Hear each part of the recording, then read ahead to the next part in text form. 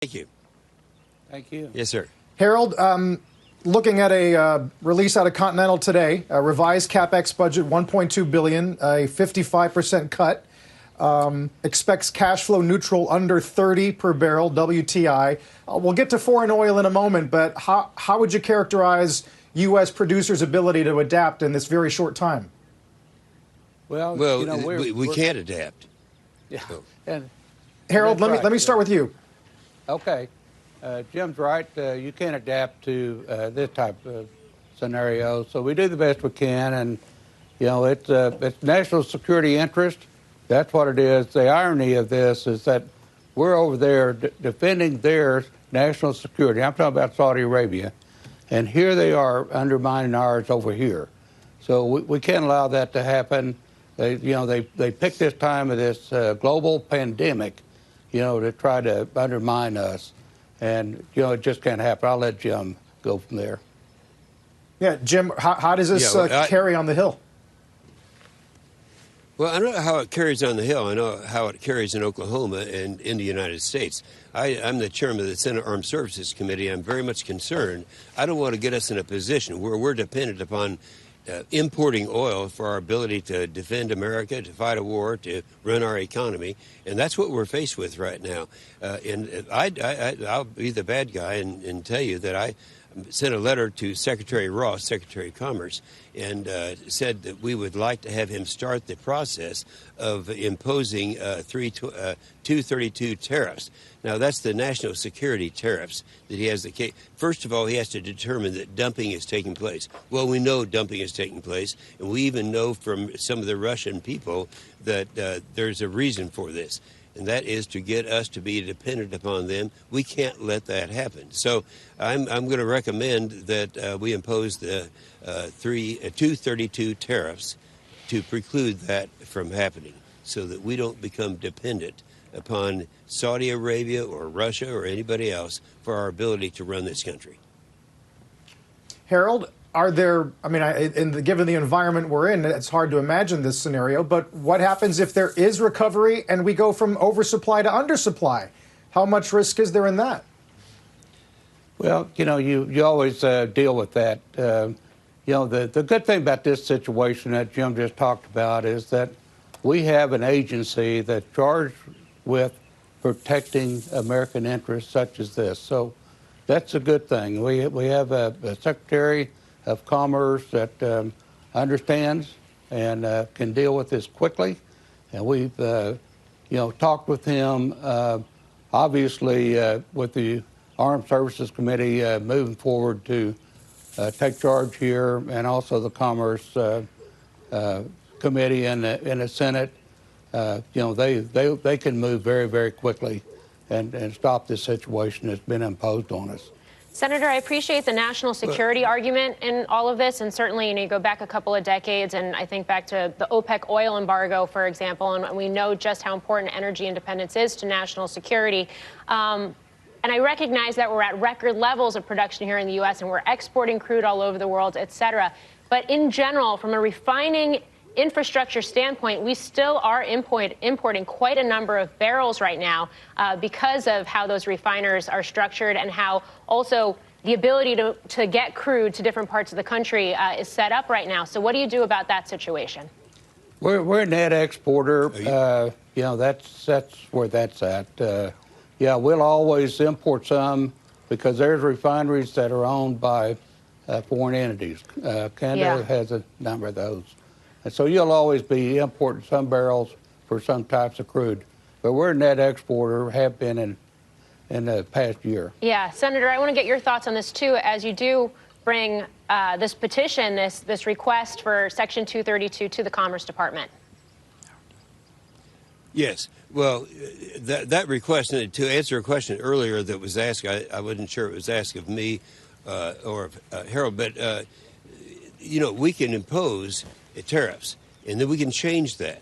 Now, if something should happen to the market where it's no longer necessary, obviously we wouldn't be imposing tariffs. We wouldn't want to do that. We just don't want to.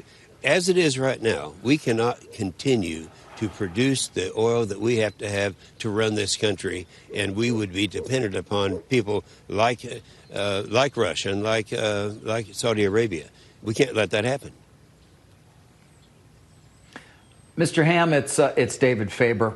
There are going to be any number of millions of people in this country who are going to need help in the not-too-distant future because they're losing their jobs. One can imagine them sort of asking, why should a company like yours, where you were an unhedged production company, be helped out more than any other? You are reaping what you sowed. Well, David, first of all, we're not asking to be helped out. We have an agency that's their job. That's what they do. We're not asking for a handout. Nobody is. You know, we've delivered something here that was unheard of, and that is bringing up production. You know, this national energy renaissance has been tremendous for the American people. We're going to have low prices, you know, for the foreseeable future. So we're not asking any handout. That's not what we're doing. But, you know, I think everybody realizes it's unfair what's going on.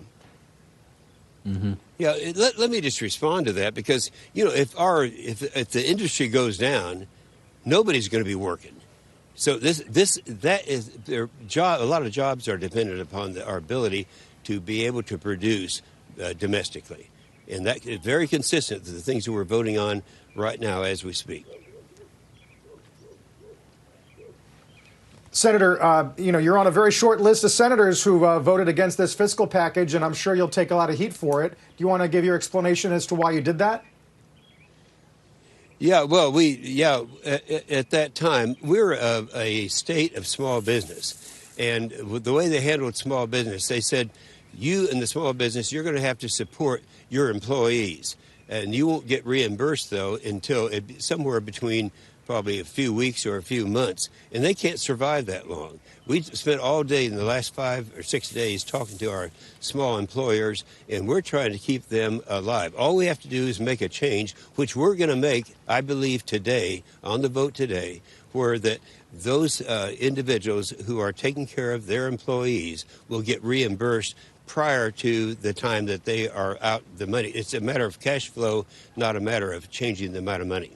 Yeah, it's the devil's in the details. We have right now, we are a huge, we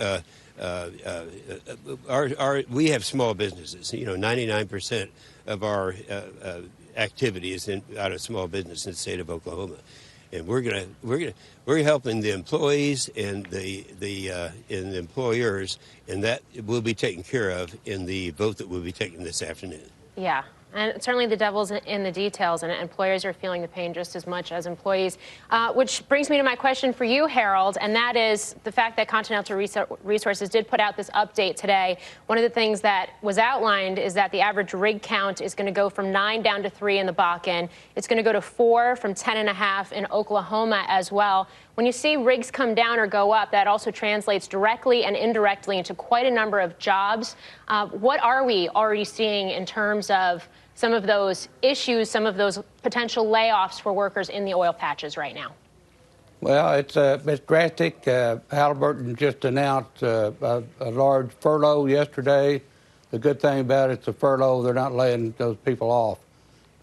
You know, we're seeing it everywhere. Textron in Wichita, I think that layoff, furlough was 700,000 jobs. So, you know, it's across a lot of industries, and you know, these are contract people and out there with rigs and well service equipment and all that, and it's devastating.